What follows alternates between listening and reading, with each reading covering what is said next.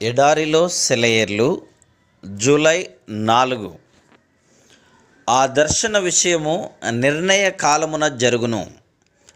అది ఆలస్యముగా వచ్చినను దాని కొరకు కనిపెట్టుము.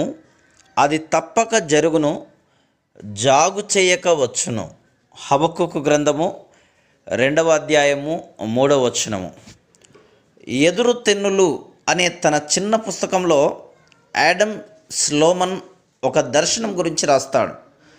దానిలో అతడు దేవుని పరలోకపు ధనాగారాన్ని అంతటినీ చూస్తూ వెళ్తుంటాడు.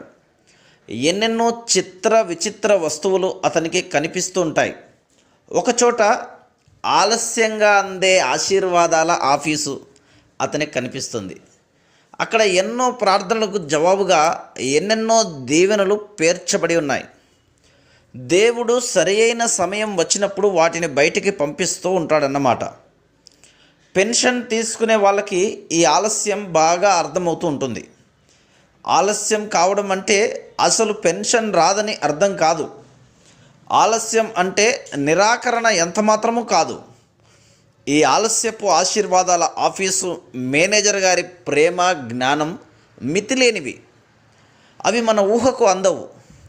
మనుషులు కృప అనే పంటను పచ్చిగా ఉన్నప్పుడే కోసేసుకోవాలని చూస్తారు. దేవుడైతే అది పరిపక్వమయ్యేదాకా కోసుకొనివ్వడు.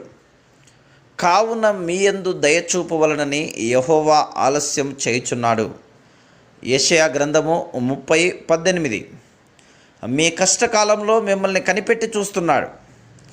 మీరు సహించగలిగిన దానికంటే ఎక్కువగా ఒక్క శ్రమ కూడా ఆయన మీ మీదికి రానివ్వడు. నీకు నిప్పంటుకుంటే నీలోని పనికిమాలిన చెత్త అంతా కాలిపోయేదాకా చూస్తాడు. ఆ పైన ఆశ్చర్యంగా నిన్ను కాపాడుతాడు.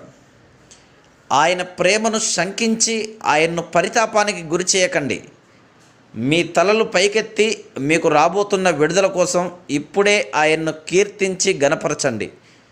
మీ విశ్వాసానికి పరీక్షగా నిలిచిన ఆ ఆలస్యం వల్ల మీకు శ్రేష్టమైన బహుమానం దొరుకుతుంది. అల్ప విశ్వాసమా, దేవుడు నిన్నెప్పుడు నిరాశపరిచాడు? మబ్బులు పట్టి చీకటి కమ్మినప్పుడు మర్చిపోతావు, పూర్తిగా మర్చిపోతావు. ఆయన నిన్ను విడిపించాడని, నీ దారి బాగు చేశాడని, మేఘాల మీద తన ఎండని కుమ్మరించాడని, నీ రాత్రిని పగలుగా మార్చాడని. ఇప్పటిదాకా సహాయపడ్డవాడు ఇకపై ఎందుకు విడనాడుతాడు? బెదిరిన నీ గుండెను చూస్తే ఎంత బాధపడతాడు దేవుడు? నీ మార్గాన్ని ఆయనకు అప్పగించు. సందేహించకు ఇంకెప్పుడు. గతంలో నువ్వు నమ్మినవాడు మారలేదు, నేడు ఉన్నాడు. Praise the lord.